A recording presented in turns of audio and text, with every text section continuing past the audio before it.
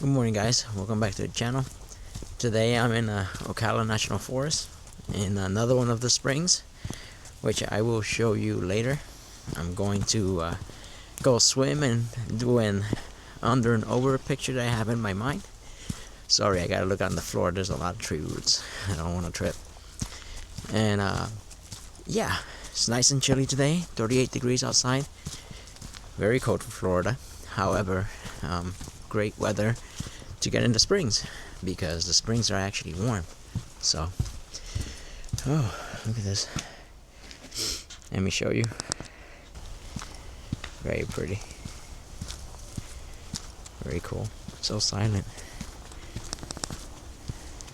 So, I'm in bear country here, guys, so I have to kind of keep an eye out just in case. They usually just run away from you, but but anyways, today I'm going to go to I want to do a small hike here and see one of the springs that is called I believe it's Fern Hammock Spring.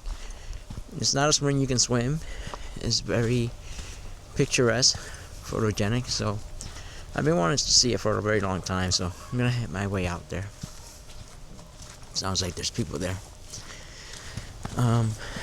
But yeah, so I'll keep going here. I'll show you guys shortly. Oh, actually, before I continue, right now I'm gonna go ahead and show you a quick little video and photos that I took of another place where the manatees congregate. I believe it's called Crystal River Recreational Area, or Three Sister Springs, something along those lines. But oh, this thing is closed. I need to find another way. But I'll show you guys shortly what that is and where that is. So, but yeah, I will show you guys this little video and pictures of it right now.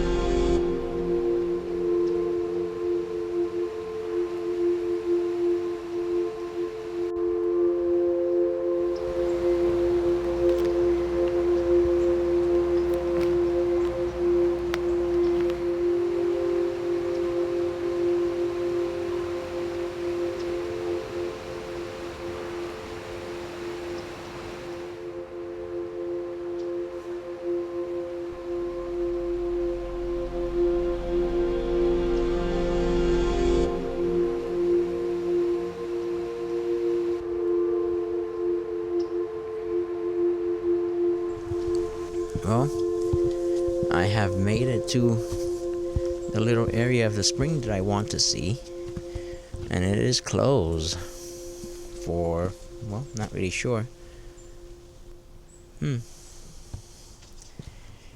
No swimming, and it's closed. Let me see if there's a way around this, because actually the picture I want to take is from over there, so I just have to cross the bridge and make it over there. But I know there's a way. I seen people go here, so it's got to be another trail.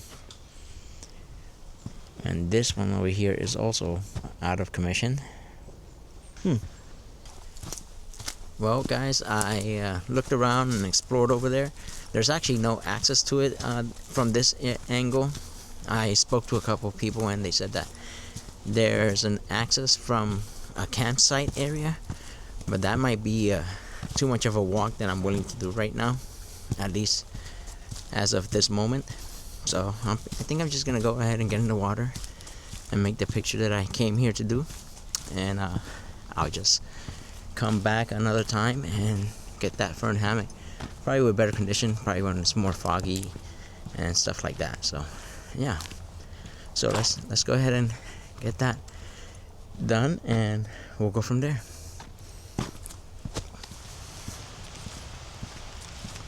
Looks like the mill house is open. The grist mill. Let's take a look what it looks like inside. Very neat. Wood finish is very appropriate. Not very big. Very tall ceilings,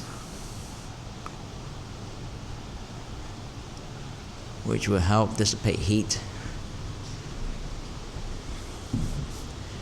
Wow, imagine living here.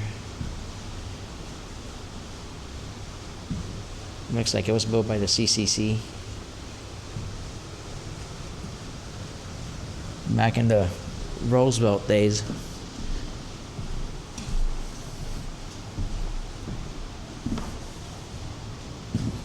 Wow.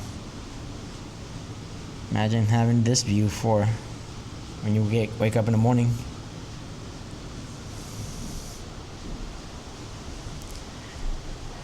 Yeah, very cool.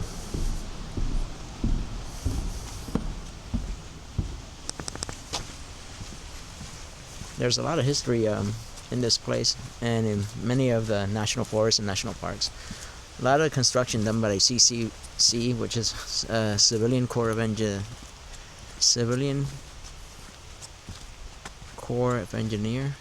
No.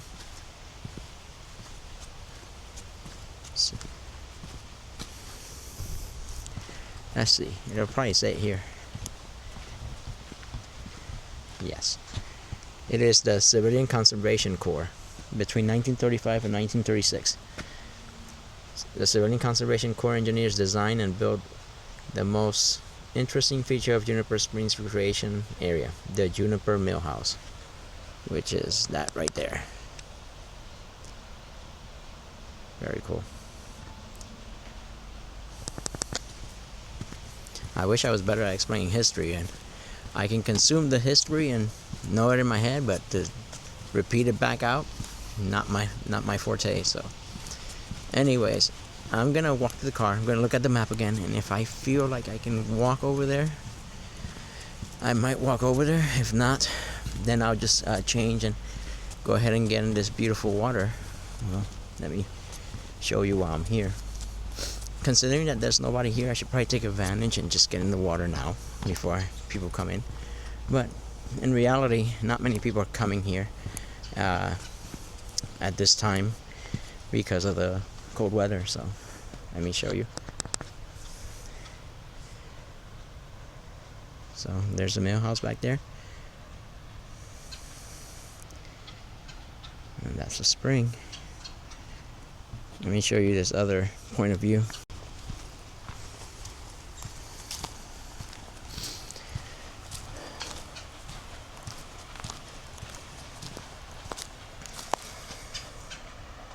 There's the mill house and the spring powering it. Beautiful eelgrass in there, so I'll show you guys shortly.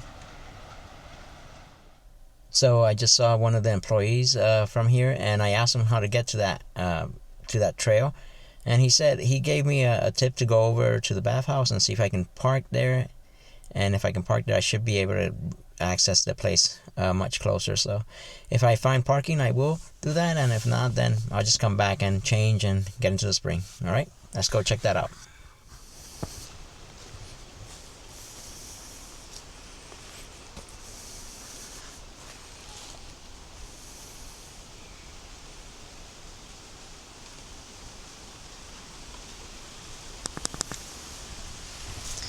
Well, I did make it to the spring, but there's still a lot of inaccessibility to it, so not much I can do. Everything is kind of closed. So the guy was right. The instructions he gave me, he was right. However, I had to come across go across some campers and stuff, and some campsites, and I'm sure they probably didn't really appreciate a stranger walking through, but you know, it is public land, so hopefully I didn't bother them too much. you know, many families with their kids. It's a great place to be doing that right now. The weather's fantastic for it right now, so it looks like something that I might keep in mind for the future to try and take images of. So let me walk around a little bit more. Like I said, it doesn't seem like there's much access to anything. There seems to be like a primitive trail back here. I don't really feel like going back in there. Let me show you. There's a lot of palmettos, a lot of ducking. This is how you get ticks. So, let's see. And sometimes you come across something pretty special when you do this, but no, this is more like game trails more than anything. Probably bears and deers that make it through here. So, let's head back. I did see something somewhat interesting. Not sure if it's gonna work.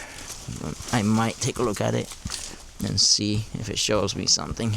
If not, then just head back, and until they open this place, I'm not gonna be able to do much. So let's see.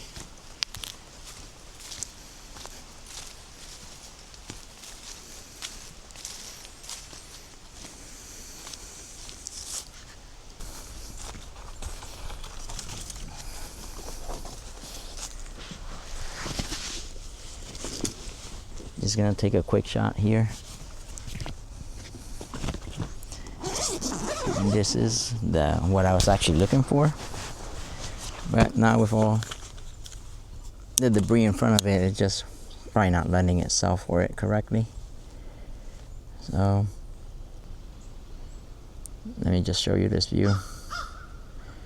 It is beautiful. It's gonna be f8, ISO 200, 1/20th of a second.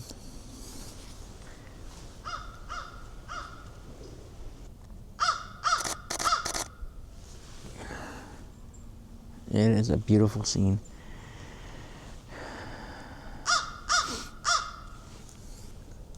I'm gonna bracket this just in case. I'm still stuck on the...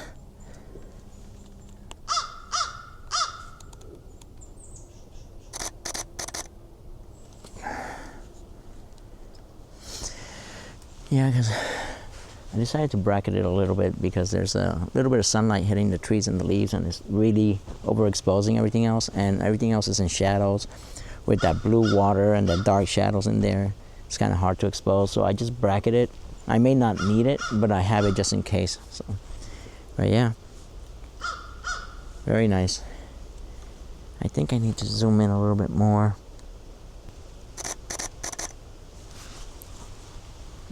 And I like, let me show you on video.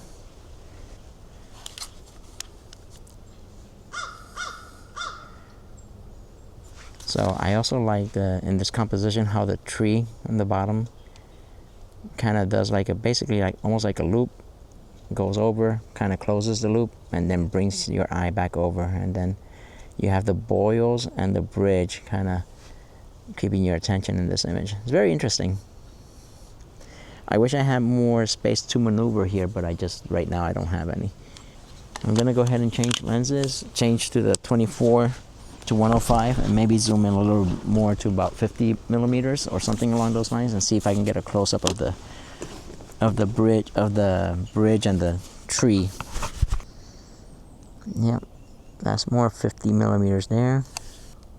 And this way I get a little bit more of a tighter reflection of the bridge and the tree.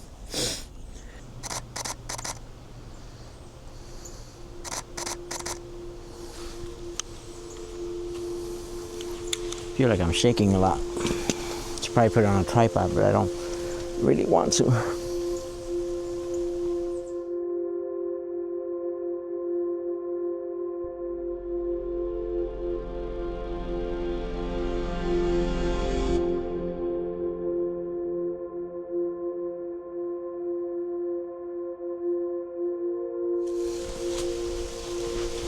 Hopefully there's not too many people in the water. I don't think so, but you never quite know with these places. Well, at least I got to see Fern Hammock, so now I know what it is. I know next time I come over, and definitely misty conditions. is what's gonna really do it here. So, alright, on to the spring, guys. So when I do this setup for underwater, I need to make sure I switch the display so it's only on screen only. That way when I put my finger on the camera, on the sensor here, it doesn't switch off. So I always have to make sure that that is on. So, because if not, then I actually have to look through the viewfinder to actually make this work, and that is just plain painful on the water with goggles. So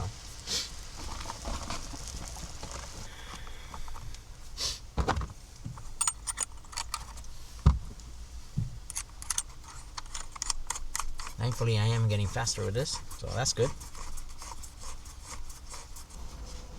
So when I put this Outex on, the rings that I put on, I just kind of finger tighten it. I don't overdo it. I don't want to cut into the silicone.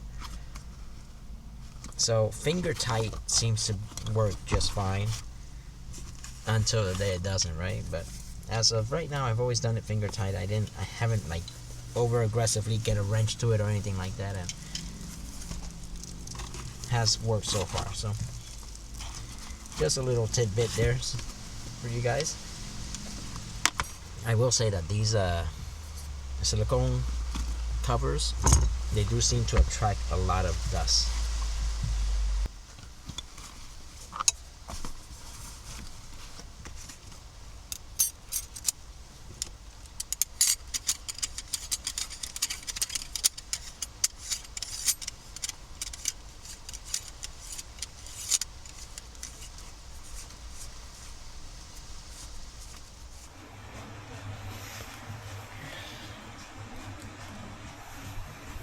So the first thing I'm gonna do is the mill. I'm right next to the mill, so I'm gonna try and get there without getting the dome wet and try and get a surface shot first, and then get underneath it before I get the dome wet, and then it's just a pain in the butt trying to get a clear vision. So that's why I'm on this side.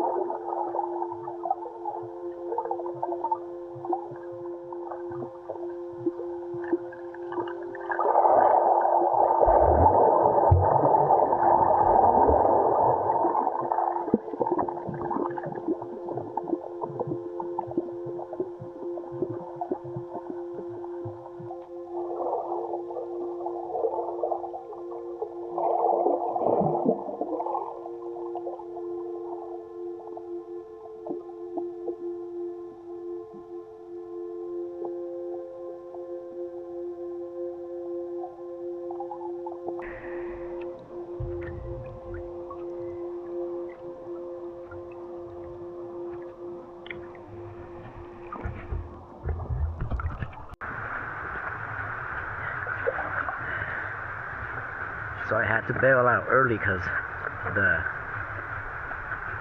the underwater housing was getting water. Maybe I should have tightened the rings a little bit more. Remember how I was saying that I don't tighten them so much sometimes? Well, I'm going to moving forward. I gotta see where the leak came from, but I'm not gonna do that here. But anyways, guys, I hope you guys like this video. Hopefully I get this resolved. Yeah, see how it's all wet in the inside? I hope I get this resolved, and I hope you guys like that video and the images. Until next time, okay? Thanks.